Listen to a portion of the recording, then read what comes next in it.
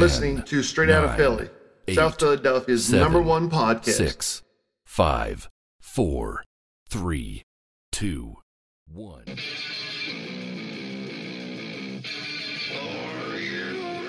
Welcome back, everybody, to South Philadelphia's #1 podcast, Straight Outta Philly. I'm your host, Brent Snyder, and I just want to say thank you for listening. You guys ready? Well, I know I am. Let's fucking go.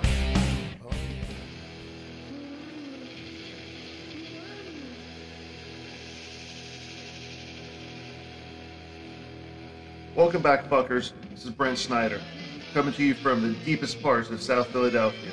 Just want to say thank you for listening to our 6th episode. You heard it right. Milestone number 6. It's been a crazy week this week. Way too much fucking shit going on to talk about it all in one show. So we're going to have to, push it down the road for a little. But we got some great shit to talk about today. So I'm not even going to waste any more time. Let's fucking go.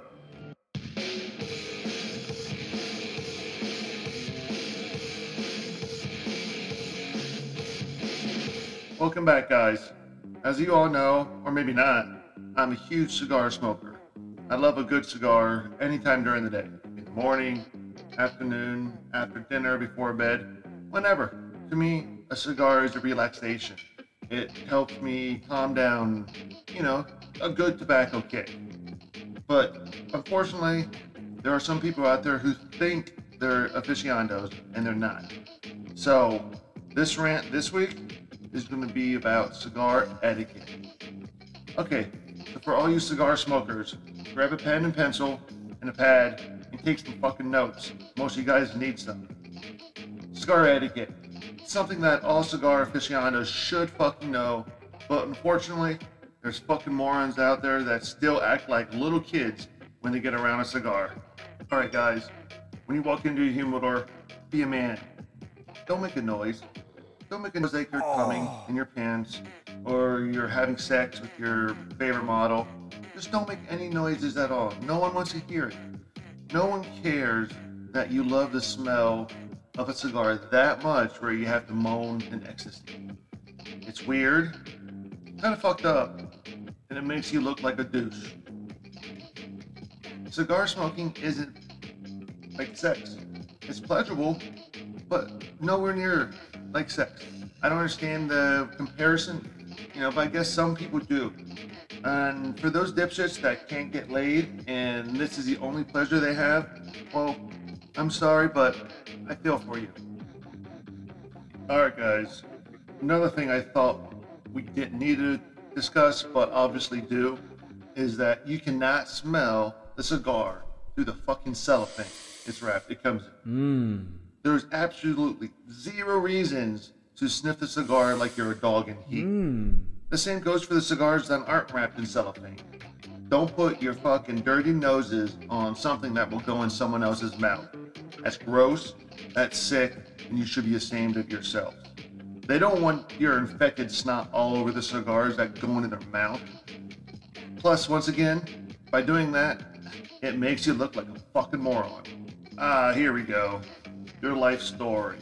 Guess what? No one gives a fuck about it. If someone asks you, how's it going? Just nod your head and say, okay. Don't say, I'm living the life, especially when you're smoking a $3 cigar. Don't go into a rant about your personal life. Shut the fuck up! No one gives a shit if your wife's fucking the mailman or anything like that. Most likely in Philadelphia, it's probably just rhetorical questions anyways. They don't really care what's going on in your life. They're trying to be nice. Alright guys, and finally, don't stand outside a cigar store looking in like it's a porn shop. It's a fucking cigar shop. You can come in without hiding your face. Nothing to be ashamed of. Believe me, I've never been in any cigar shops where there were jerk-off booths in the back. You don't have to worry about getting a Monte Cristo #2 in a hand job. Nothing's gonna be like that. I promise you. One other thing, you're not at a zoo. Employees aren't caged animals. They're not there for your pleasure to watch. They're there to help you pick a cigar and get you on your way. So if you want to window shop, that's perfectly fine. No problem at all. Everyone does it. But when you just stare into the store like a crazed out junkie, that's a line you don't want to cross. Alright guys, one more thing before we move on. Pretty simple. Don't be a douche. That's it. Don't be a fucking douche. Plain and simple. Cigar smoking is about relaxation, peace and quiet, stress relief.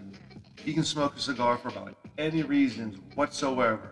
But the biggest thing is, when you do smoke a cigar, don't be a fucking douchebag.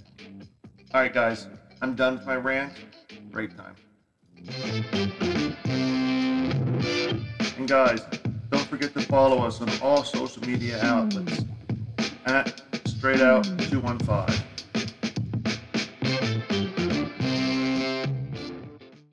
Welcome back, you fuckers. I hope you got a drink, grabbed a smoke, or whatever the fuck you needed over this last break, because you're gonna need them. This next subject turned really dark and intense real fucking quick, so hang on. Okay, so when you switch my Apple TV on, dozens of apps come up for different streaming services such as Netflix, HBO, Paramount Plus, etc. But, you know, how many of those do we actually use?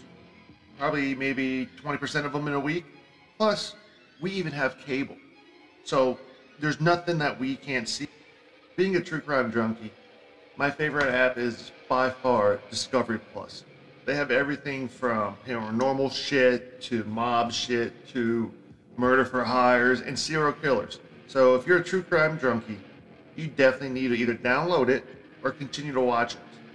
So last night, I was sitting there browsing different topics to watch, and this one show, actually a docuseries, came across my screen that really piqued my interest, I guess you could say. You guys know that fat fuck from Subway, Jared Fogle, and everything that's gone with him, right? They have a new show out called Jared from Subway, Catching a Monster. So, you know, what did? We decided to watch it. And I tell you this, what we watched was one of the most disgusting examples of a fucking pig I've ever seen. In my opinion, he ranks one notch below that fucking disgusting douchebag, Jeffrey Epstein. So, even though it's a 3-episode series, we only made it through 2 last night. And I tell you this, guys, each minute was harder and harder to watch. How can a fucking grown-ass man find younger girls hot? I mean, come the fuck on. These girls were like 9, 10, 11 years old. In one instance, he was even talking about a 7-year-old. Talk about a fucking piece of shit. While watching the show, my girlfriend and I, we brought up a very interesting topic that I want to run by you guys. Do you think Subway had any idea or inkling that their main spokesperson was becoming a pedophile, or was an active pedophile at the time of, you know, their marketing blitz, I guess you can say? I don't know about you, but something like that makes me wonder, and it wouldn't surprise me if they did. Alright guys, the show, in my opinion, is a must watch. Even though the subject is so vile and disgusting as, you know, pedophilia, it actually does play well. I mean, it's put together not too long. There's 3 episodes, about 40 minutes each. So if you can put your stomach through this shit, definitely worth watch. But I must warn you, it's not for the faint of heart. Alright guys, time to get away from this pig and take a break. I don't know about you guys, but I know I have to go wash my mouth out. Alright, time to get away from this pig and take a break. I know what I have to do. I gotta go wash my mouth out just talking about this fucking dirtbag. You guys do what you need to do, and we'll be right back.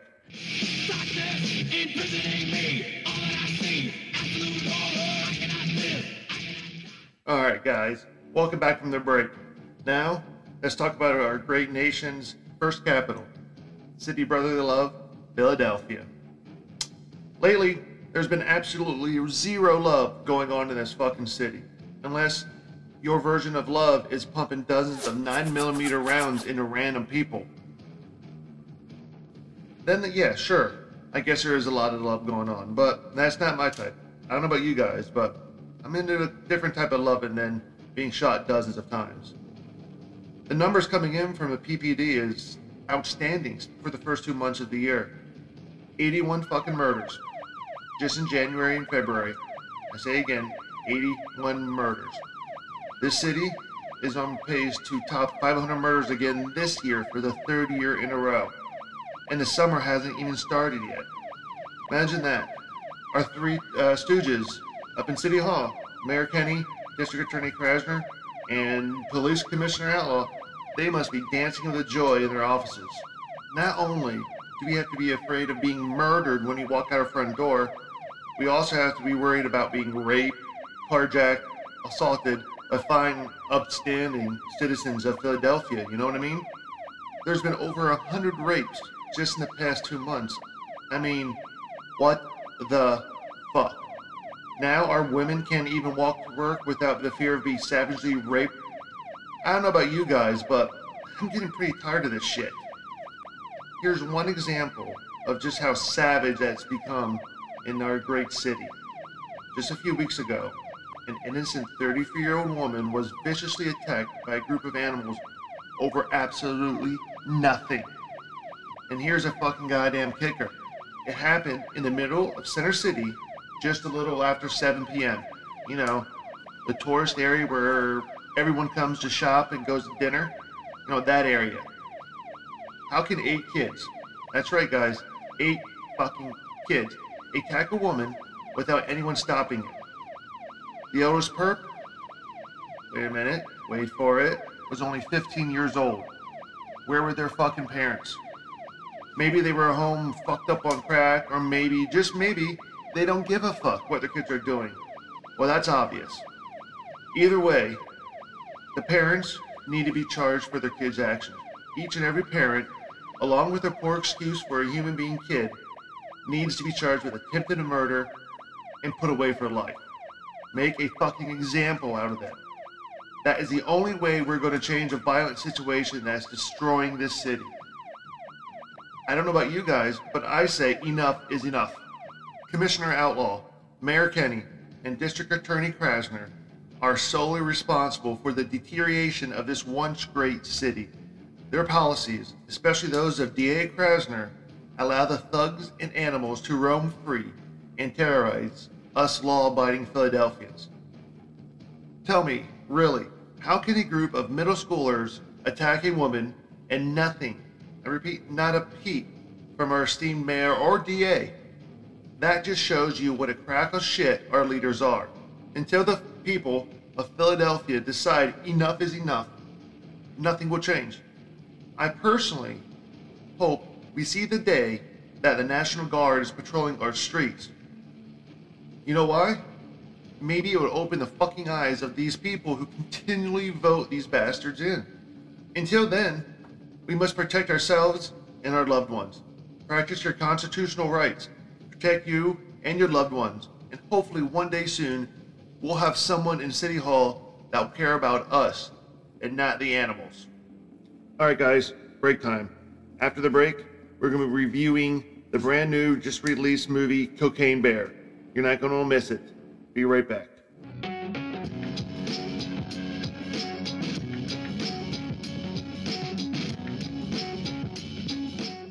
Alright guys, welcome back from the break.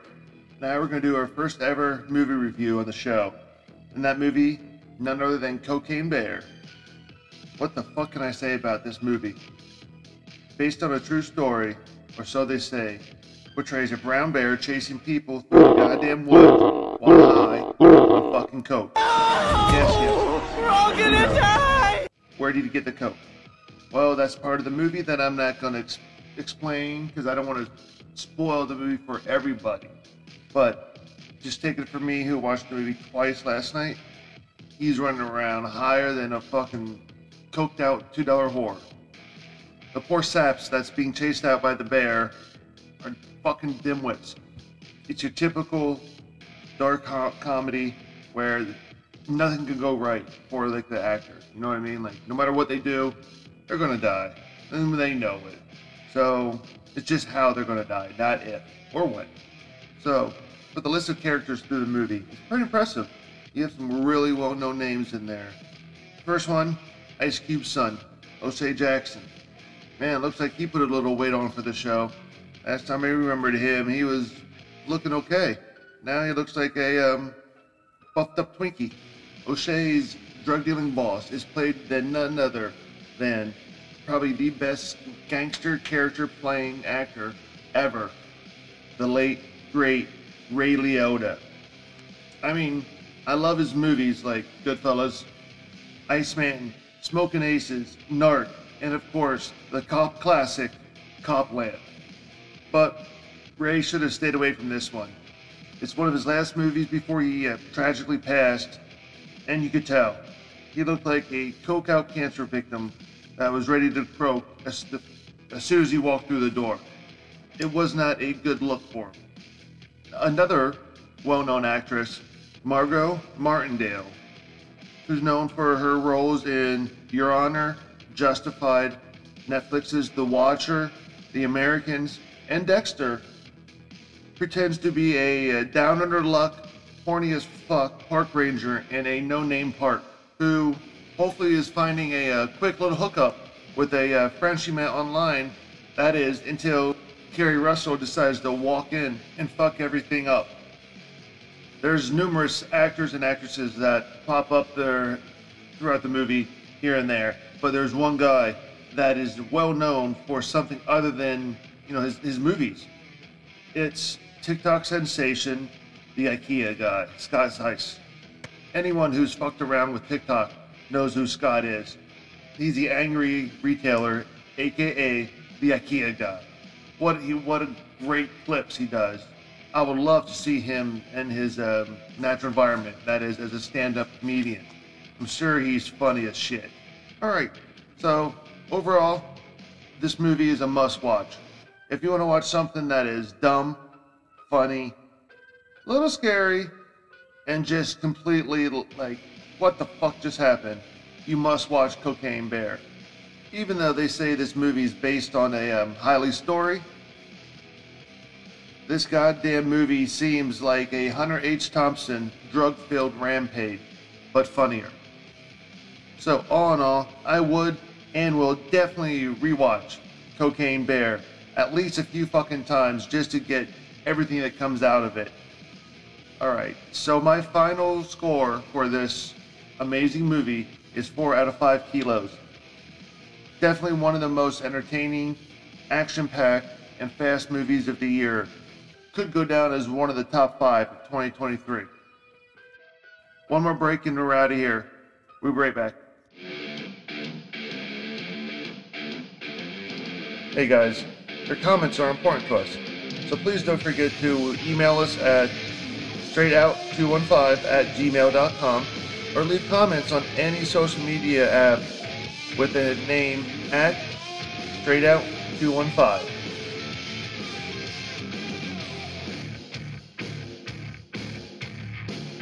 That does it for today's show, guys. Thanks for listening, and remember, next week we won't be here. The great city of Annapolis is calling our name.